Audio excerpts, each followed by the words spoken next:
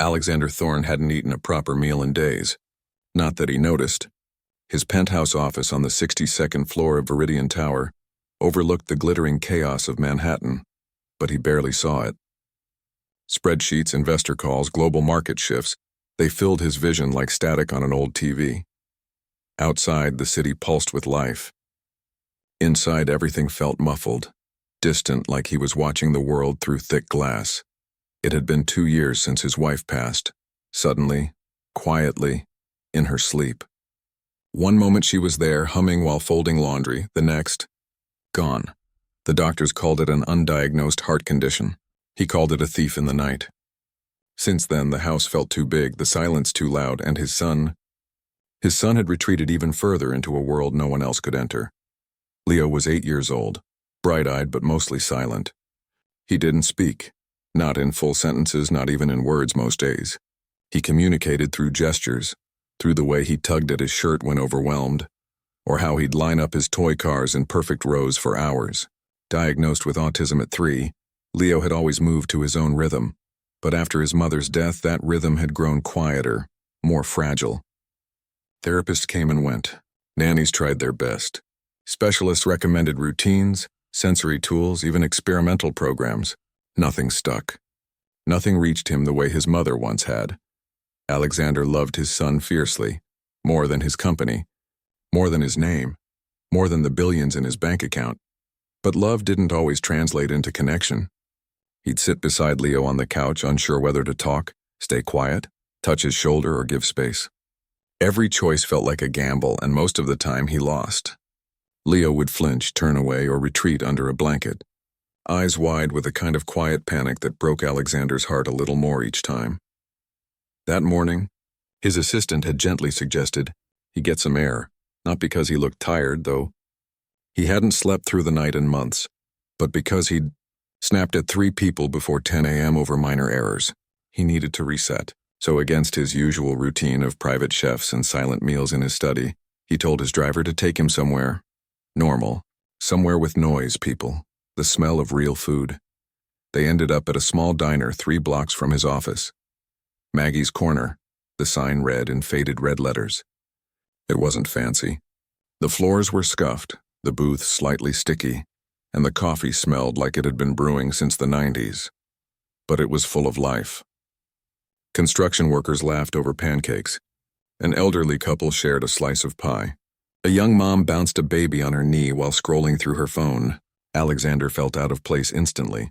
His tailored suit, his quiet intensity, his guarded posture. But he slid into a booth anyway, Leo beside him, clutching a worn stuffed rabbit. He'd barely opened the laminated menu when the noise hit Leo like a wave. The clatter of dishes, the sizzle from the kitchen, a blender whirring behind the counter. It was too much. Leo's breathing quickened. His fingers dug into the rabbit's ears. His eyes darted around, searching for an exit that didn't exist. "Hey, it's okay," Alexander murmured, reaching for his hand. But Leo pulled away, pressing himself into the corner of the booth, knees drawn to his chest. His lips trembled. A low whimper escaped, soft but sharp enough to cut through the diner's hum. Alexander's chest tightened. He wanted to fix it, to make it stop, but he didn't know how. He signaled the waitress, hoping to order quickly and leave. But the moment he raised his hand, Leo let out a small cry and covered his ears. That's when she appeared. Not with fanfare, not with pity, but with calm. She was a black woman in her early 30s, wearing a simple white apron over dark jeans, her hair pulled back in a neat bun. She didn't rush. She didn't hover. She simply stopped a few feet from their table, lowered herself slightly so she wasn't towering over Leo, and spoke in a voice so soft it seemed to weave through the noise like a thread of quiet. "Hey there," she said, not to Alexander, but to Leo. "This place can get loud, huh?" Leo didn't look at her, but his shoulders relaxed just a fraction. She didn't push. Instead, she turned to Alexander and gave a small, understanding nod. "Mind if I grab something from the back?" Before he could answer, she was gone. A minute later, she returned with a clean paper placemat and a stubby red crayon. She placed them gently on the table in front of Leo, then stepped back. "Sometimes drawing helps," she said simply. "No rules, just whatever feels right." Alexander watched, stunned, as Leo slowly uncurled. His eyes flicked to the crayon, then with the tiniest movement he reached out and picked it up. He didn't draw anything recognizable, just swirling lines, circles within circles, but his breathing slowed. The tension in his small frame eased. The waitress smiled just a little. "Good choice," she said to Leo as if he'd ordered the most brilliant meal. Then she turned to Alexander. "Grilled cheese, okay? Plain, no crust. Just bread, cheese, butter, lightly toasted." Alexander blinked. "How did you—" "I've seen that look before," she said gently. "My little brother's like your son, same age, same quiet storm inside." Alexander felt something crack open in his chest, something he hadn't felt in years. Not hope exactly, but recognition, like someone had finally seen what he'd been trying to protect. She brought the sandwich a few minutes later. No fanfare, no extra questions.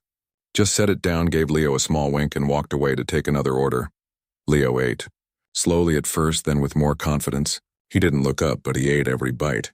And when he finished, he placed the crayon carefully on the placemat, looked toward the counter and, though he didn't speak, his eyes held a question. Alexander followed his gaze. The waitress was wiping down the counter, humming softly to herself. She caught Leo's look and smiled again, warm and steady. For the first time in a long time, Alexander didn't feel alone in his helplessness.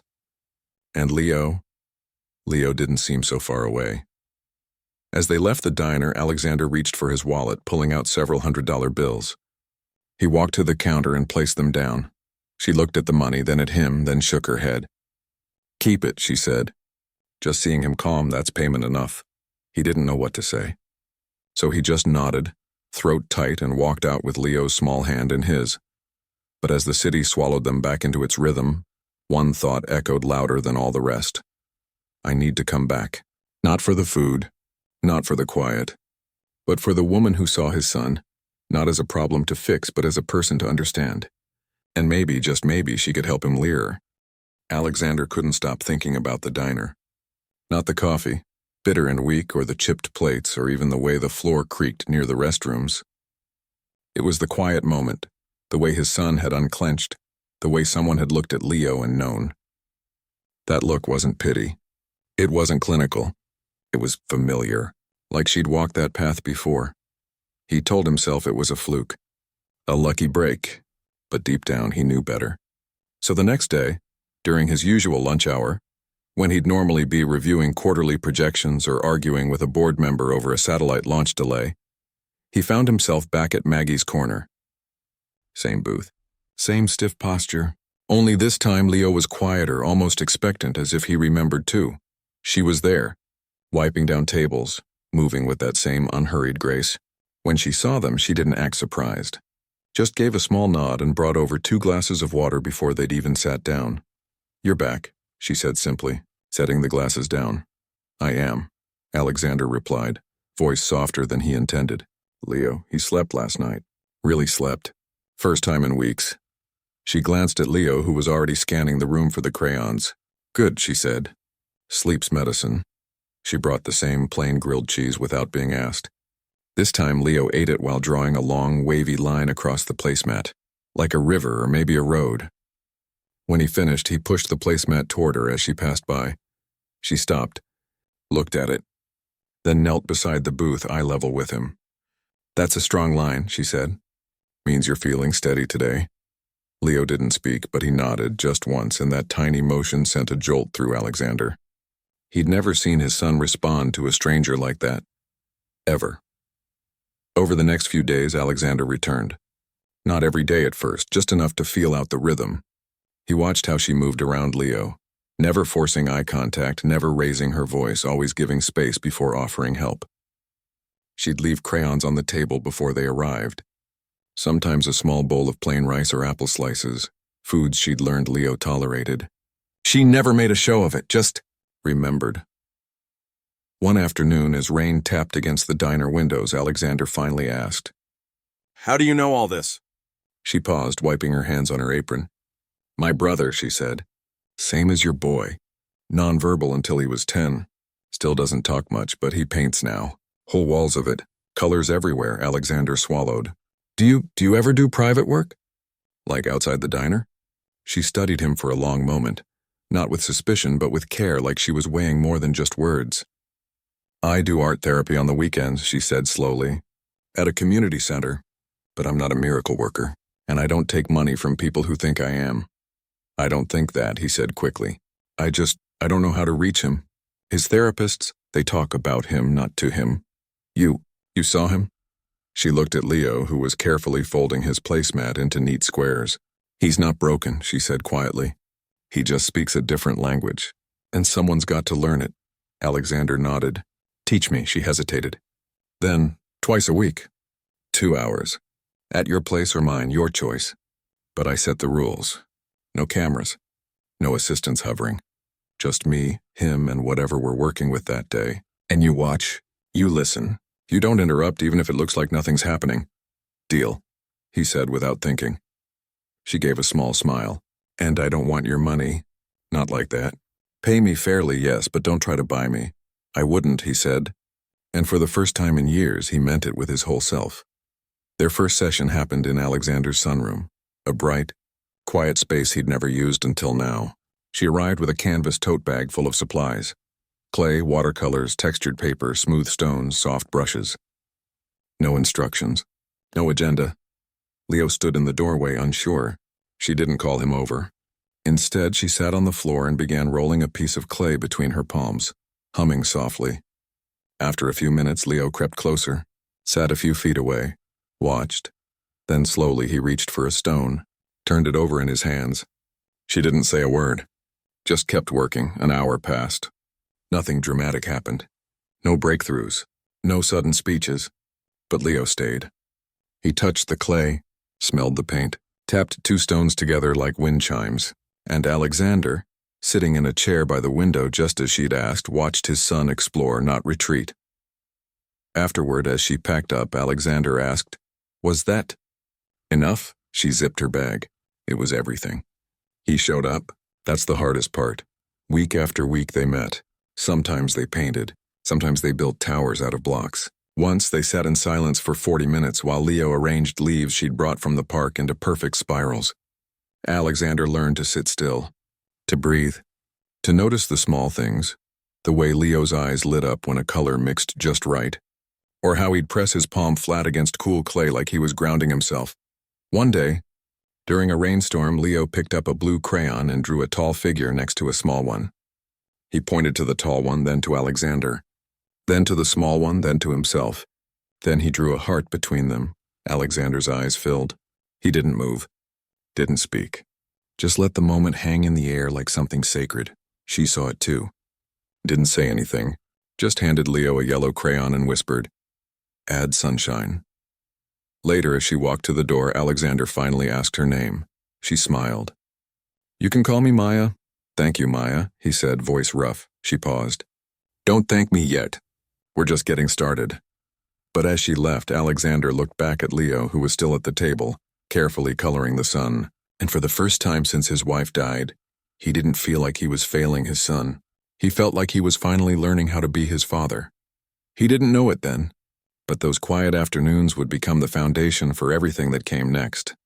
Not just for Leo, but for him, for Maya, and for the life they'd slowly, carefully begin to rebuild together, one crayon stroke at a time.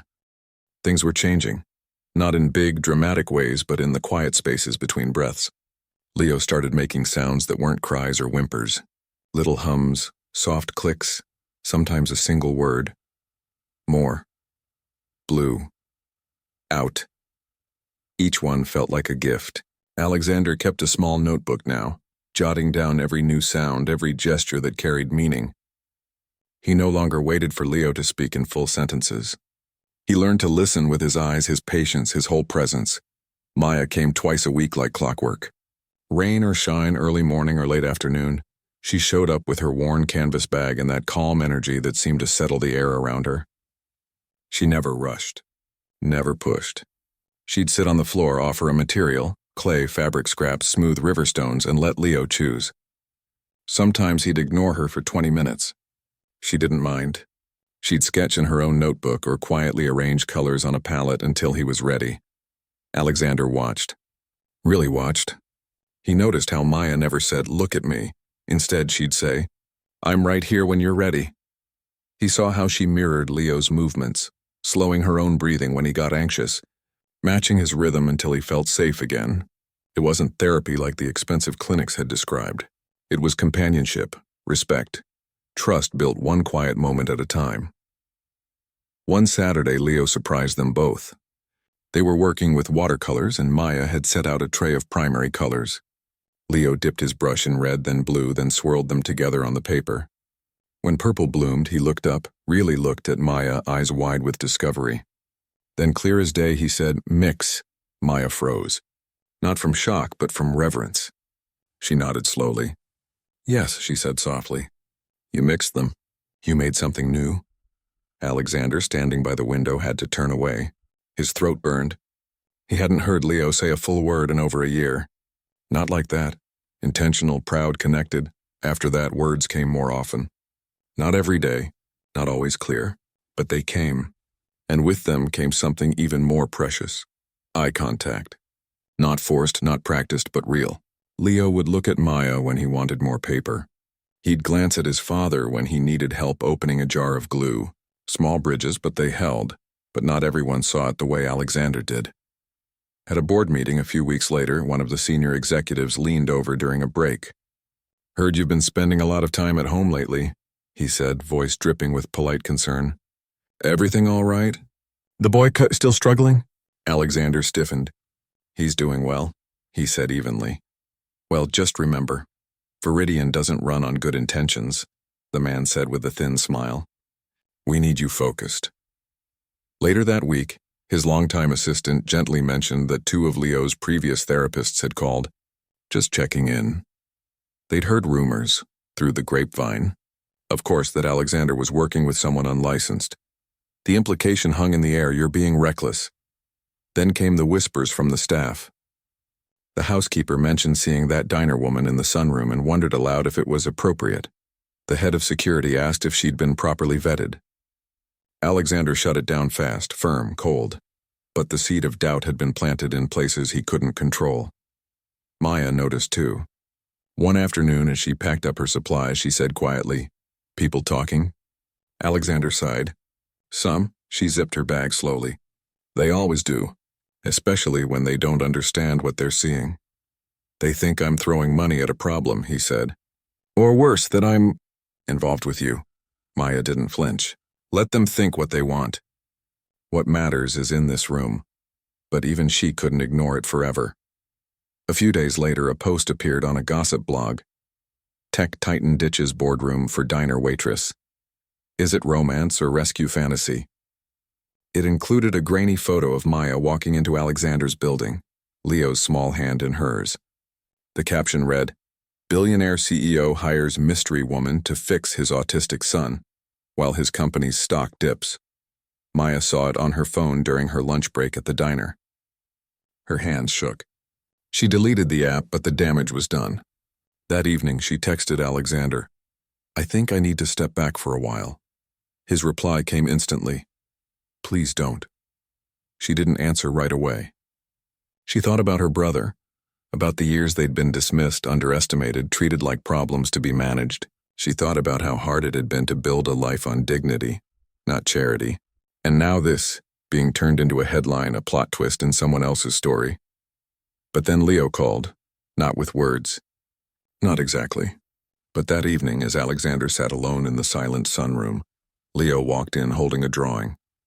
It showed 3 figures, a tall one, a small one, and a woman with curly hair and a kind face. Between them, he'd drawn a circle, like a shield or a home. He pointed to the woman, then to the door. Then he made the sign they'd been practicing. "Come back." Alexander's heart broke and mended all at once. He drove to Maya's apartment that night, not in his usual black SUV, but in a plain sedan, hoodie pulled low. He stood outside her building, unsure if she'd even open the door. She did. Took one look at him, then at the folded drawing in his hand. "He made this," Alexander said, voice rough. "He's asking for you." Maya unfolded the paper, stared at it for a long time. Then she looked up, eyes glistening. "He's not the only one who needs this," she said quietly. "I know," Alexander admitted. "I've been so focused on fixing him, I forgot I needed fixing too." She stepped aside. Come in." They talked for hours, not about headlines or money or what people thought, but about Leo, about her brother, about the kind of world they wanted to build for kids like them. A world that didn't demand they change to be loved, but met them where they were. The next day, Maya returned. Not as a waitress, not as a miracle worker, but as a partner.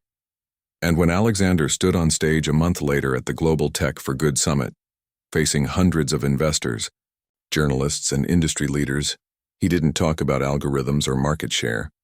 He talked about a quiet moment in a diner, about a woman who saw his son when no one else could.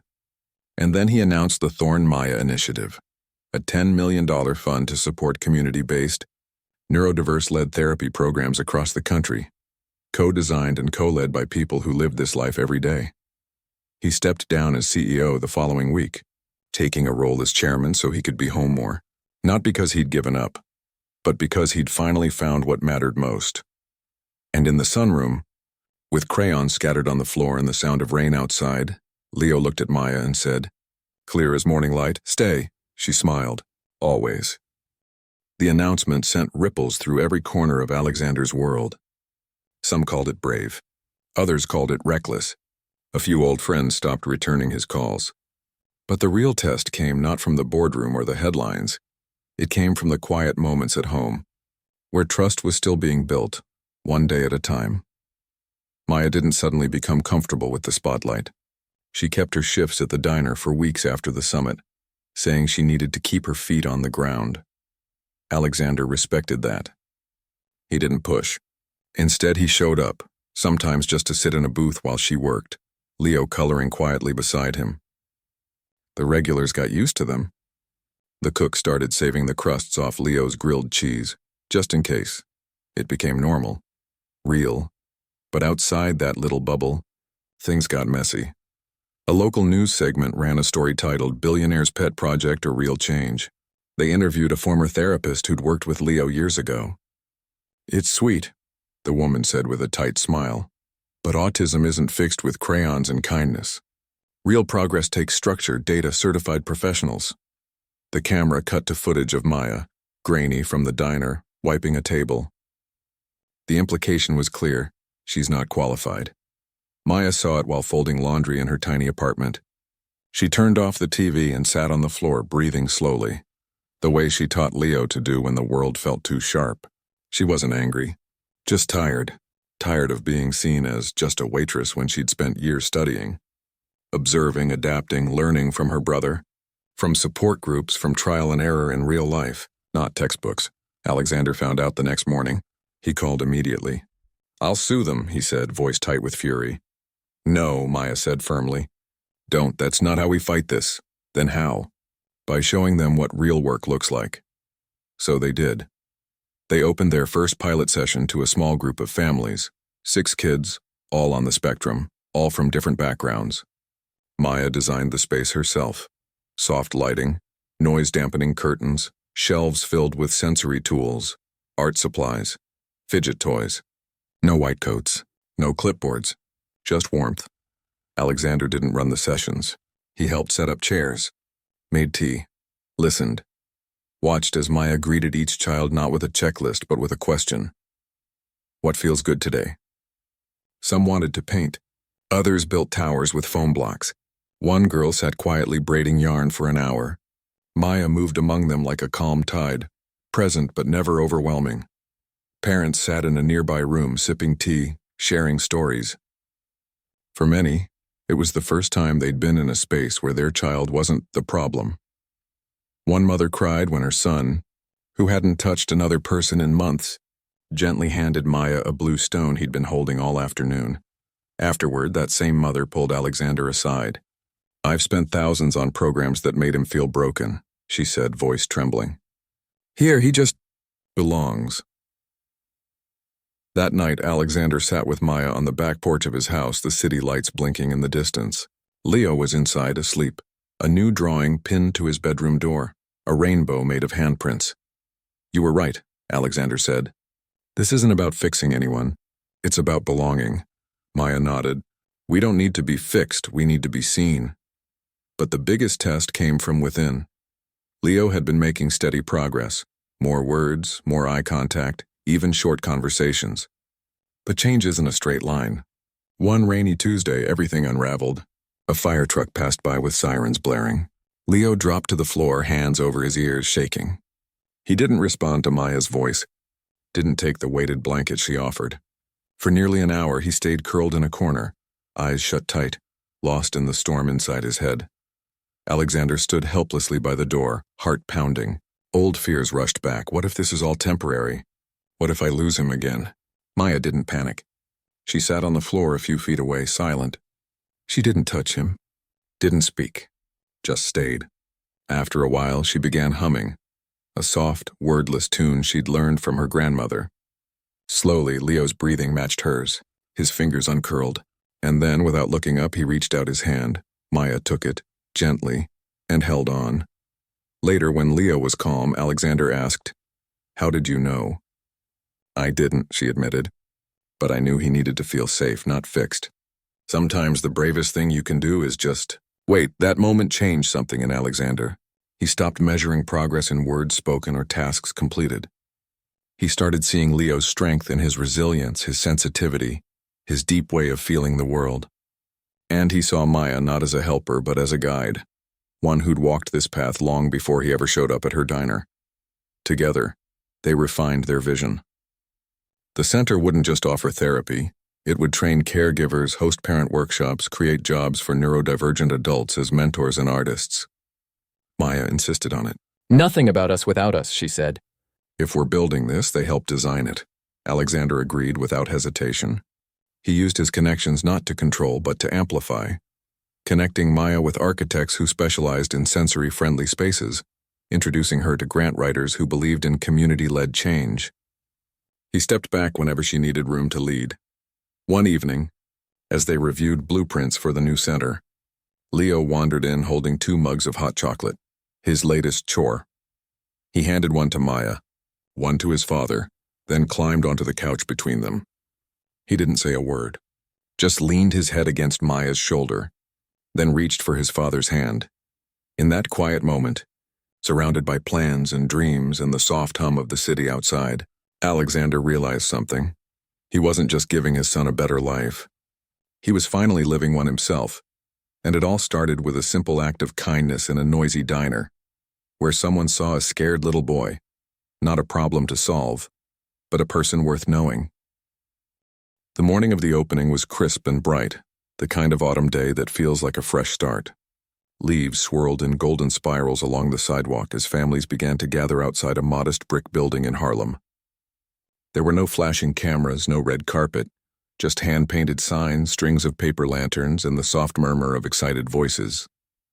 Above the door, in bold, colorful letters designed by Leo himself, read, "The Open Door Center." Inside, the space breathed calm. Soft rugs covered the floors.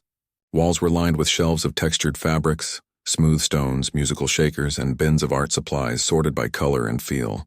In one corner, a quiet room glowed with dim, warm light and floor cushions. In another, a mural stretched across the wall, painted by a group of neurodivergent teens, showing hands of all shades reaching toward a sun made of puzzle pieces, not as symbols of brokenness but of connection.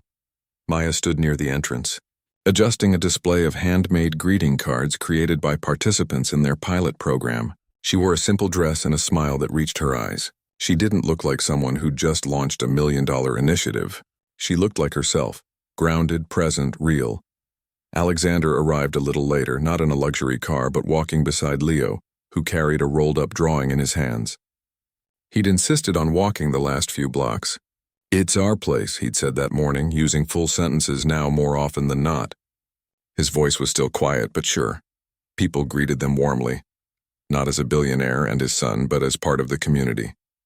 A mother hugged Maya, thanking her for the weekend workshop that helped her daughter sleep through the night. A young man with headphones and a sketchbook nodded respectfully at Alexander. He'd been hired as the center's first youth art mentor. At noon, Maya stepped onto a small platform near the mural. No podium, no fancy speech. Just her, holding a microphone, looking out at the faces that had made this possible. "This place," she began, voice steady, isn't about fixing anyone. It's about saying, you belong here exactly as you are. She paused, glancing at Leo, who stood beside his father, eyes bright. For too long we've been told to shrink ourselves to fit into a world that wasn't built for us. But what if instead we built something new? Something that listens, that sees, that makes space? Applause rose, not loud or showy, but deep, heartfelt. Then Leo stepped forward. He didn't walk to the mic. He didn't need to. He unrolled his drawing and held it up for everyone to see. It showed 3 figures again, the tall one, the small one, and the woman with curly hair. But this time they stood in front of a building with open doors. Above them, in careful block letters, he'd written, "My friend made this for me." A soft gasp moved through the crowd. Maya covered her mouth, tears welling. Leo turned to her, took a breath, and said clearly, "You made Dad see me." The room fell silent for a heartbeat. Then slowly people began to clap, not out of pity, not out of awe, but out of shared understanding. Because so many of them had spent years feeling unseen too. Alexander didn't speak that day. He didn't need to. He stood in the back, arms crossed, watching his son hand the drawing to Maya like it was the most precious thing in the world. And maybe it was. After the opening, as guests mingled and children explored the sensory room, Alexander found a quiet bench in the courtyard. The sun warmed his face. For the first time in years, he wasn't thinking about stock prices or global expansion. He was just here. Maya joined him a few minutes later, holding 2 cups of tea. "He's proud of you," she said, handing him one. "He's proud of you," Alexander replied. "He sees you. Really sees you," she smiled. "And you finally see him." They sat in comfortable silence for a while, watching Leo show a little girl how to mix watercolors to make green. He spoke slowly, patiently, the way Maya had taught him. The girl nodded, eyes wide with concentration. "You know," Maya said after a while, "I used to think I'd never get to do this, build something that mattered on my own terms. People kept telling me to stay in my lane. Just be a waitress, they'd say. Don't overreach." Alexander looked at her. "And now?" "Now I know my lane was never small," she said. "It was just waiting for the right moment and the right people to widen." He nodded. "Thank you for not walking away when it got hard." "I didn't stay for you," she said gently. "I stayed for him, and for every kid who's ever been told they're too much or not enough."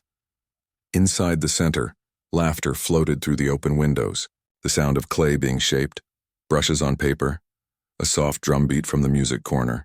It wasn't perfect, it wasn't polished, but it was alive. Later that evening, as they locked up, Leo tugged Alexander's sleeve. "Can we come back tomorrow?" "Every day," Alexander said. On the walk home, Leo held Maya's hand on one side and his father's on the other. The city hummed around them, but for once it didn't feel overwhelming. It felt like a backdrop to something quieter, deeper, something built not on wealth or status, but on patience, respect, and the courage to show up as you are. Alexander glanced at Maya. "You changed everything." She shook her head. "No, we just reminded each other what matters." And in that simple truth, spoken under a sky just beginning to fill with stars, lay the real transformation. Not a fairy tale, not a miracle, but a choice. To see each other, to listen, and to build a world where everyone has a place at the table. The end wasn't an ending at all. It was a beginning, open, hopeful, and full of color. Just like the drawing Leo had made. Just like the life they were living now. One honest human moment at a time.